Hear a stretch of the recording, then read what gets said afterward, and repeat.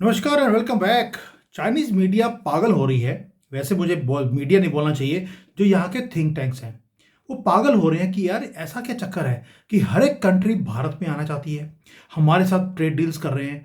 जो दुश्मन है वो भी हमारे फेवर में बातें कर रहे हैं। अब यहाँ पर एक एनालिसिस किया गया कि पिछले 8 महीनों में हुआ क्या है। 12 मेजर ग्लोबल एग्रीमेंट्स भारत ने कर दिए। एक कंट्री जो सेंटर ऑफ स्टॉर्म बनता जा रहा है, और भारत ऐसे तेजी से अपने डिप्लोमेटिक मैनूवर्स कर रहा है जो आपने कभी भी मॉडर्न हिस्ट्री में नहीं देखा होगा। आप नॉर्वे ले लीजिए, आप ग्रीस ले लीजिए, वॉशिंगटन ले लीजिए, यहाँ तक कि जो कनाडा है वो भी हमारे साथ डील्स करने को तैयार है। पहले क्या होता था कि हम जाके लोगों के या दूसरे कंट्रीज के दरवाजे पे नॉक करते थे। अभी उन्होंने दीवार ही तोड़ दी कि यार नॉक कौन करेगा, सीधा जाओ भारत में और डील करो। ब्रेक डाउन किया। ये सारी एनालिसिस जो है ये चाइनीज जो थिंक टैंक्स हैं वो कर रहे हैं। मोस्ट इंपॉर्टेंटली क्या है कि आज जो बेजिंग स्क्रीम कर रहा है वो फ्रस्ट्रेशन है उनकी, क्योंकि उनके साथ कोई डील करने को तैयार नहीं है। चाइना+1 पॉलिसी में वन जो है वो भारत बनता जा रहा है। दोस्तों, ये सिर्फ ट्रेड डील्स नहीं है जो हम कर रहे हैं, ये फंडामेंटल शिफ्ट है ग्लोबल ऑर्डर का। और आज बताऊंगा कि यह चाइना वाले कैसे एक एक चीज के ऊपर उन्होंने नजर रखी है, क्योंकि हर जगह पे हम इनको मात देते जा रहे हैं। सबसे पहला जो इनको सबसे बड़ी मात दी हमने, पहले बात है कि लिस्ट दिया उन्होंने कि यार 8 महीने में हमने किया क्या है। जून में हमने साइप्रस के साथ डील किया, जुलाई में यूके के साथ, अक्टूबर में एक फ्री ट्रेड एसोसिएशन है यूरोप का जिसके अंदर आइसलैंड, नॉर्वे, स्विट्जरलैंड आते हैं, हमने उनके साथ डील किया। दिसंबर में ओमान, जनवरी में यूरोपियन यूनियन, फरवरी में यूनाइटेड स्टेट्स, मलेशिया, ग्रीस, और उसके बाद ब्राजील और कनाडा के साथ ऑलरेडी हमारे लाइंड अप है। आर्टिफिशियल इंटेलिजेंस के ऊपर समिट 15 तारीख को होने वाली है दिल्ली के अंदर, इंडिया में, और उसके अंदर 20 कंट्रीज के हेड्स आ रहे हैं जिसमें मैक्रोन भी आने वाले हैं। राफेल की डील हम उनके साथ करने वाले हैं। आप सोच के देखिए, ये कोई कोइंसिडेंस नहीं है, एक कोऑर्डिनेटेड स्ट्रेटजी है जिसके ऊपर हमने जो पूरी पजल है उसके अंदर एक एक पीस को बड़ी खूबसूरती से वो किया है भारत की गवर्नमेंट ने। तो ये चाइना क्या बोल रहा है कि सबसे बड़ा काम किया हमने, जो हमने एग्रीमेंट कर लिया ग्रीस के साथ। दोस्तों, आपको लगेगा यार ये डिफेंस का पैक्ट है, क्या फर्क पड़ गया उस पर। ऐसा कुछ भी नहीं है। भारत और ग्रीस की जो हमारे एग्रीमेंट्स हैं वो चाइना पढ़ रहा है उसको, और हमारी इंडियन मीडिया सो रही है। मिलिट्री एक्सरसाइजेस हम मेडिटेरेनियन में हमने करने शुरू कर दिए। वाई? क्योंकि ग्रीस है बिल्कुल बुक एंड के ऊपर जो आईमैक का हमारा कॉरिडोर बनने वाला है। ऊपर से तुर्की के ऊपर नजर रखनी है वो भी कर सकते हैं। अब ग्रीस इंपॉर्टेंट क्यों था? ग्रीस का जो पोर्ट है उसके अंदर स्टेक है चाइनीज मीडिया का, यानी कि जो बेल्ट एंड रोड इनिशिएटिव था ये इनका बैकयार्ड था चाइना का। और चाइना हमेशा ही यूरोप के अंदर घुसता था ग्रीस के थ्रू। जो मोनोपोली है चाइना की इस एरिया में, सबसे पहले हमने उसको क्रैक किया। यानी कि हमने डिफेंस और इंडस्ट्रियल जो एग्रीमेंट किया है ग्रीस के साथ, हम सिर्फ वहां से वेपन्स ना खरीद रहे या बाई या सेल करने का काम नहीं कर रहे, हमने बाईपास कर दिया एक तो स्विस कनाल को जो जो सारा वनरेबल है, दूसरा हमने चाइना का भी जो ट्रेड रूट है उसको भी बंद कर दिया और अपना ऑल्टरनेट खड़ा कर लिया। मैसेज क्लियर है कि जो मेडिटेरेनियन का एरिया है या यूरोपियन मार्केट है वो चाइना की जागीर नहीं है, ये भारत के लिए भी ओपन है। अब अगर ग्रीस को आप गेटवे की तरह देखते हैं, चाइना ने देखा यार यूनाइटेड स्टेट्स जो है वो तो प्राइस है, लेकिन यूनाइटेड स्टेट्स से हमने डील नहीं किया, हमने डील किया यूरोपियन यूनियन से। आपने देखा mother of all deals, European union से हमने साइन किया। इसके कारण थोड़ी सी खलबली शुरू हो गई वॉशिंगटन के अंदर। वहां के जितने भी लॉ मेकर्स हैं वो गए डोनाल्ड ट्रंप के पास कि बेटा अगर तुमने ये ट्रेड डील साइन नहीं किया, मोदी तुम्हें फोन करने वाले नहीं है, तुम्हें फोन करना पड़ेगा अगर अमेरिका को बचाना है। वाई? क्योंकि तुम्हें काउंटर चाहिए एक बड़ी कंट्री का जो चाइना को काउंटर कर सकती है। भारत के सिवाय और कोई काउंटर कर नहीं सकता इंडो पैसिफिक के अंदर। वॉशिंगटन में डोनाल्ड ट्रंप को फोन उठाकर हमें फोन करना पड़ा और एक मैसिव उसने डील जो थी वो साइन कर ली। लेकिन डोनाल्ड ट्रंप तो डोनाल्ड ट्रंप है, उन्होंने क्लेम किया मैसिव विक्ट्री कि मोदी झुक गए। लेकिन उसके बाद एक जॉइंट स्टेटमेंट आया। स्टेटमेंट क्या था? स्टेटमेंट में जो जो चीजें लिखी हुई थी कि भारत ने कमिटमेंट किया है, हमने कहा डिलीट करो, डिलीट कर दिया। हम उसमें लिखा एग्रीकल्चर प्रोडक्ट हम खरीदने वाले हैं, मोदी बोला ऐसी कोई डील हुई नहीं है, डिलीट करो। एक एक चीज हमने डिलीट करवाई और हमने अमेरिका को झुकते देखा। आपको क्या लगता है चाइना वाले देख नहीं रहे कि हमने अमेरिकन प्रेसिडेंट जिससे सारी दुनिया डरती है वो मोदी से डर रहे हैं? डू यू थिंक कि यहाँ की मीडिया बेवकूफ़ है, उन चीज़ों को नोटिस नहीं करती? इंडियन मीडिया नोटिस नहीं करना चाहती, वो दूसरी बात है। वो अभी भी क्या बोल रहे हैं कि डोनाल्ड ट्रंप ने बोला भारत सरेंडर कर गया है, तो सरेंडर कर गया है, यानी कि वो डॉक्यूमेंट तो पढ़ते नहीं है। अब हो क्या रहा है? हो ये रहा है कि चाइना को दिखता है एक चीज़ कि यूएसए ने अगर एग्री किया है ये सारी चीज़ों को डिलीट करने के लिए, और खुद फोन करना पड़ा क्योंकि उसके पास कोई चॉइस नहीं था। और चाइना को एक बात और समझ आ गई कि जो जियोपॉलिटिकल क्लाइमेट है वो चेंज हो रहा है, और वॉशिंगटन अब अफोर्ड नहीं कर सकता पंगा लेने का मोदी या न्यू दिल्ली से, क्योंकि उन्हें काउंटर बैलेंस करना है चाइना को। और चाइना को समझ आ गया कि अब टारगेट नंबर 1 डोनाल्ड ट्रंप का चाइना है, वो और कोई कंट्री नहीं है। ये तो हो गया 2। अब इसके बाद आते हैं कि डोनाल्ड ट्रंप ने एक बार और बोली कि रशिया का करेक्शन तो हम भूल नहीं सकते। उन्होंने बोला कि ये भारत जो है वो रशिया का तेल नहीं खरीदेगा। फिर राहुल गंदगी शुरू हो गया कि देखिए जी वो मोदी जी सरेंडर कर गए। चलिए, मोदी जी गुजराती हैं, मैं थोड़ी सी, मेरी कैलकुलेशन नहीं है, ये चाइनीज जो थिंक टैंक्स हैं, जहाँ पे जो मीडिया है वो बातें बोल रही है कि रशिया का जो तेल है पिछले 4-5 साल से, उसके कारण हमारी कंट्री की जो ग्रोथ है वहाँ से रशियन तेल के कारण हुई। हम चीप खरीदते हैं, इंडियन रुपी में खरीदते हैं, उसे प्रोसेस करने के बाद, रिफाइन करने के बाद दुनिया को बेच रहे हैं डॉलर में या यूरो में।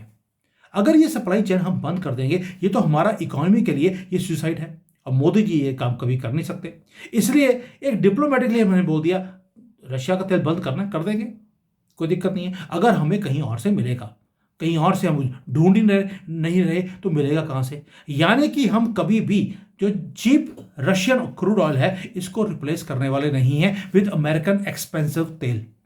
हमने मैथमेटिक्स अपनी क्लियर रखी हुई है, और हमारी जो फॉरेन पॉलिसी है, ये चाइना बोल रहा है कि हमारी जो नेशनल पॉलिसी भारत की है वो नेशनल इंटरेस्ट के ऊपर बेस्ड है, हम कभी भी प्रेशर के ऊपर नहीं आएंगे।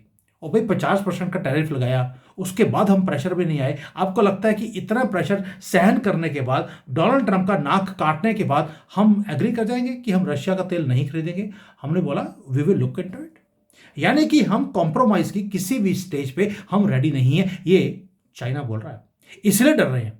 और ये जो आपने स्ट्रेंथ दिखानी शुरू करी, उसके कारण कनाडा जैसा कंट्री जिसके हमारे साथ 36 का आंकड़ा रहा है, वो भी हमारे पास आ रहा है। पॉलिटिकल विंड पूरे दुनिया में शिफ्ट हो रही है। लीडरशिप जो चाइना की है, उन्हें पता लग गया ये बर्फ को पिघलाना हमें ही पड़ेगा, इसलिए वो भारत में आ भी रहे हैं, और यहां पर आकर हमारे साथ कंधे से कंधा मिलाकर वो काम करने के लिए कोशिश भी कर रहे हैं। उन्होंने बोलना शुरू कर दिया एक वर्ड को, middle power solidarity. Middle power, आपको तो अमेरिका सुपर पावर आपके साथ था मिस्टर कनाडा, आपको अब ये मिडिल पावर आपको याद आनी शुरू हो गई है। यानी कि अब उनको पता लग गया कि अमेरिका अनप्रडिक्टेबल है, चाइना कभी भी कब्जा कर सकता है, इसलिए भारत के साथ हाथ जोड़ना इनके फायदे का बात है। इसलिए अब क्या हो रहा है कि जो काम हम पिछले 10 सालों से 20 साल से दुनिया को बोलते रहे कि हर कंट्री को अपनी स्ट्रेटेजिक ऑटोनॉमी पे काम करना चाहिए, यूनिपोलर वर्ल्ड की बजाय मल्टीपोलर वर्ल्ड की तरफ जाना चाहिए, वो चीज़ आज कनाडा को, यूरोप को और यूके को वो समझ आनी शुरू हो गई है कि यूके ये सारी कंट्रीज यूएसए के ऊपर रिलाई नहीं कर सकती, इसलिए सारे भारत के पाले में आ रहे हैं, और चाइना एक थ्रेट बनता जा रहा है सबके लिए। ये कौन बोल रहा है? चाइना के थिंक टैंक बोल रहे हैं। दूसरा, ये वैलिडेट करता है हमारी लॉन्ग टर्म गेम को, और दूसरा कि अब ये सिंगल सुपर पावर दुनिया में नहीं रह सकता। लेकिन क्वेश्चन दोबारा से ये आ रहा था कि हमारा सीक्रेट सॉस क्या है कि पूरी दुनिया हमारे पास आ रही है, ठीक है, हमारी बड़ी मार्केट है, but why does everybody want to come to India? ये बहुत बड़ा क्वेश्चन था जो इन्होंने अध्ययन किया इसका। दूसरी क्या रीजन था? पहली बात, इन्होंने बोला कि जो पुराना वर्ल्ड ऑर्डर है वो क्रम्बल कर रहा है।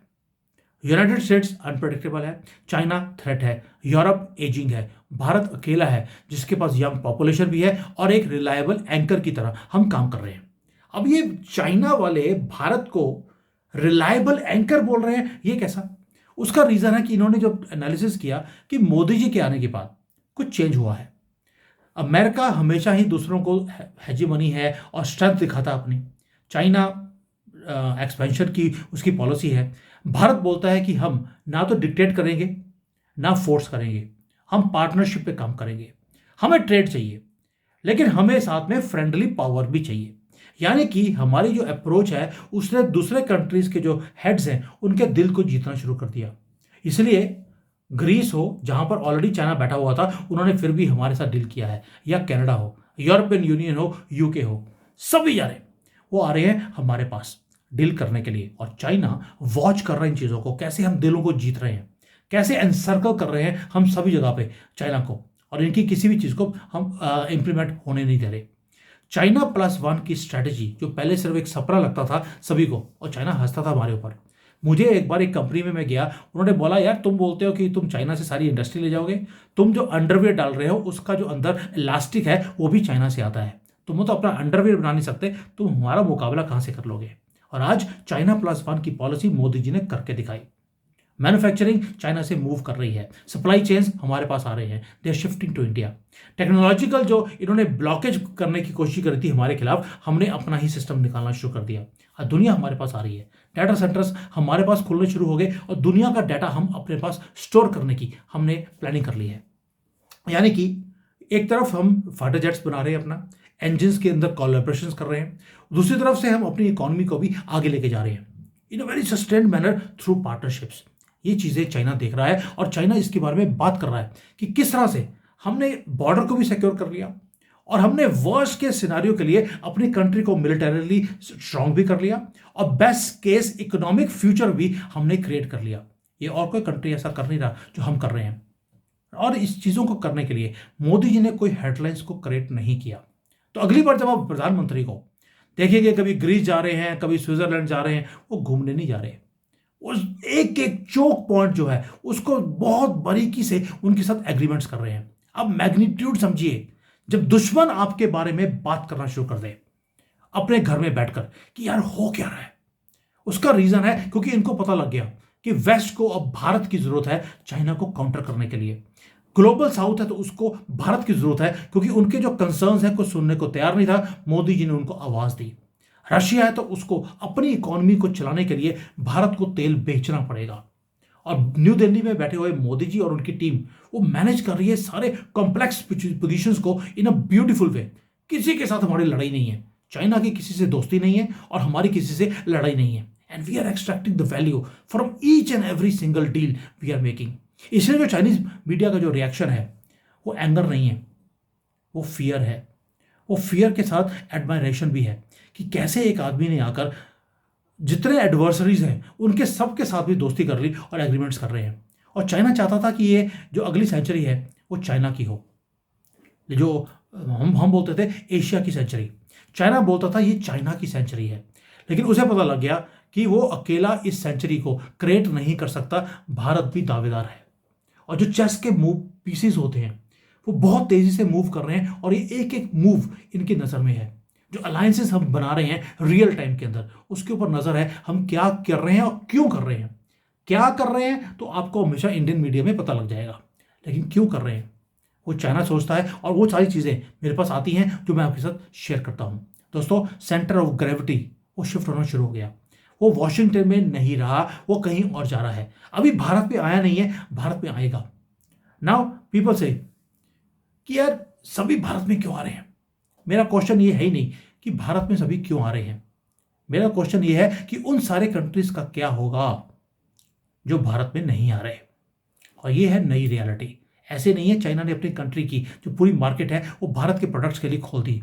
उन्हें मालूम था कि अगर हम चाइना भारत के प्रोडक्ट्स के लिए नहीं खोलेंगे, ये अपने प्रोडक्ट्स को कहीं और ले गए, और चाइना के प्रोडक्ट को हम भारत में नहीं आने देंगे। They know each and everything कि व्हाट मोदी इज डूइंग। खुंदक में काम करते हैं वो, लेकिन अपने नेशनल इंटरेस्ट को आगे रखकर हम काम करते हैं। इसलिए चाइनीज मीडिया या थिंक टैंक्स वो फ्यूरियस है कि अगर भारत कर सकता है तो चाइना अपने कंट्री को बचाने के लिए, क्योंकि इनका भी बुरा हाल है, हम ये काम क्यों नहीं करते। और भाई उसके लिए आपको जफ्फी डालनी पड़ेगी। और शी जिनपिंग तो अपनी, मैं बोलने वाला था, अपनी वाइफ को भी जफ्फी नहीं डालते, मतलब कि अपने खुद कंट्री में किसी को जफ्फी नहीं डालते, वो दूसरे कंट्रीज के प्रेसिडेंट्स को, प्राइम मिनिस्टर्स को कहाँ डाल लेंगे। ये चीज़ सनातन में हो सकती है, कम्युनिस्ट कंट्री में नहीं हो सकती। इसलिए तुम तो गए हो। दोस्तों, थैंक यू, जय हिंद, वंदे मातरम।